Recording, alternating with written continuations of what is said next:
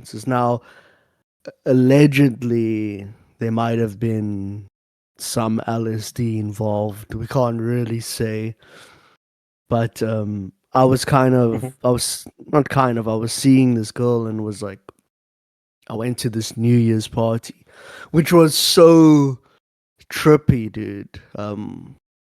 Obviously because of the effects.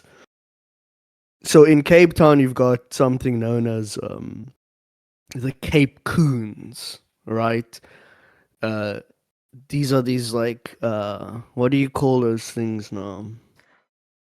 Ah, no, it's with an Carnival. M. A minstrel, that's what you Yeah. call them. So these are minstrels. They walk around and they paint their face and they're dancing and they wear like these like suits and stuff and like they have these umbrellas and they're doing all these dances and I mean I've done it before like when I was a lot younger. It's and that's also connected to gangs. Funnily enough, like uh, each gang will have his own group that goes and walks, and it normally ends up in shootings and stuff. They always say there's a certain point where you must leave, um, because it gets very violent. It just breaks out into your gang versus my gang, and it's just like okay, guys.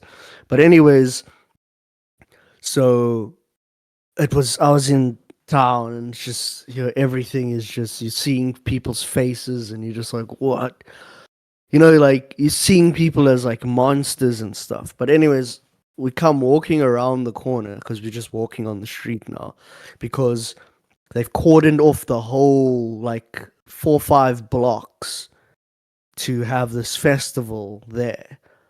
So there's all these different dance floors and no cars can get in there and you just walk around there and it's pretty amazing.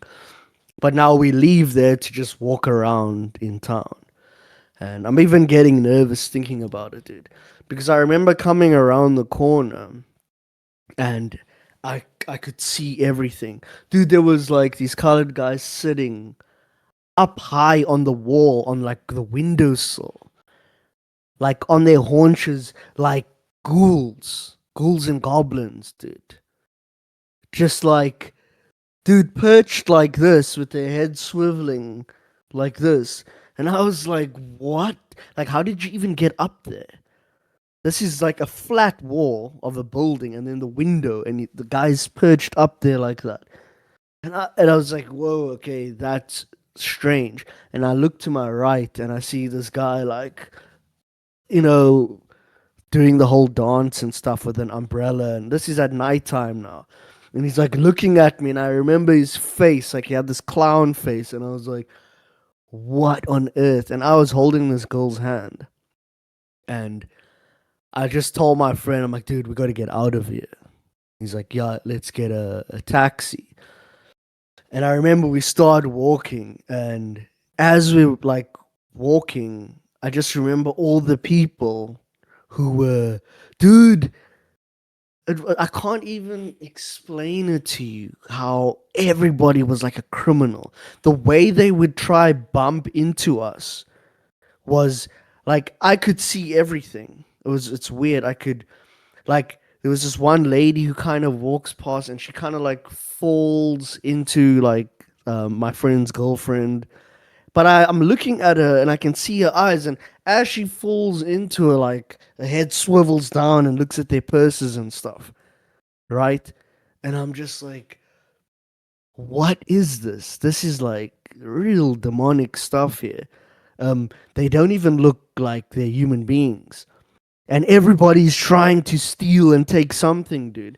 And it's just like this flow of people, and we're just walking through the center, and we're just trekking. I'm holding this girl's hand.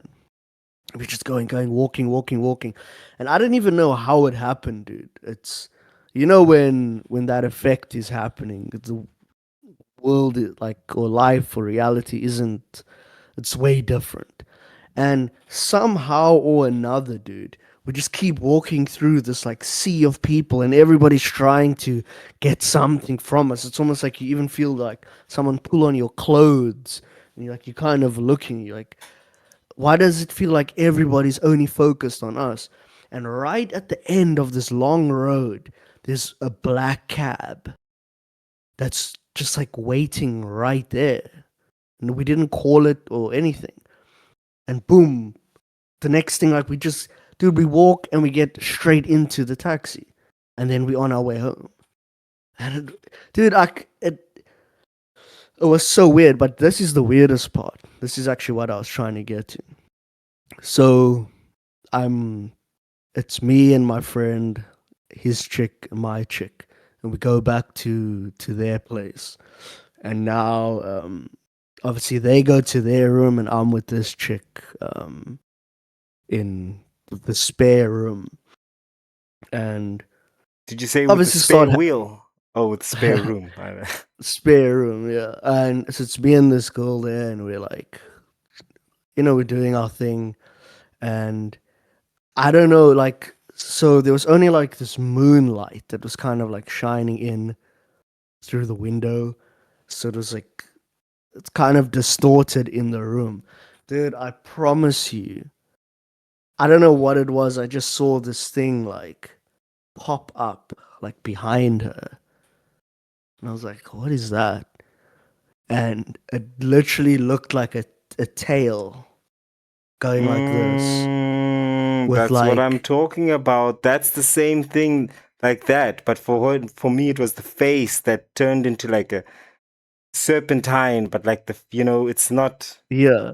Anyway. So this tail is like going like that in like the dark. And I was like, what on earth is that? Dude, and I promise you, here by her head, it almost looked like horns, dude. And I completely froze. And I'm not even sure what I said, but I just remember being like, I'm sorry, I have to go. And I remember she's like, wait, no, come back. And then I leave the room and I just go straight out the front door because it was in my neighborhood. Even the walk home after that was so trippy. And I just heard laughter from the room. Like a weird cackle from the room. Mm, And dude, I promise you, when I was walking through the field, like coming back home, and it's like I heard it behind me the whole time. mm. And still from that day, I can't explain it. I mean, people will say, oh, it's allegedly the acid or whatever, but that was way too real. Um, Yeah.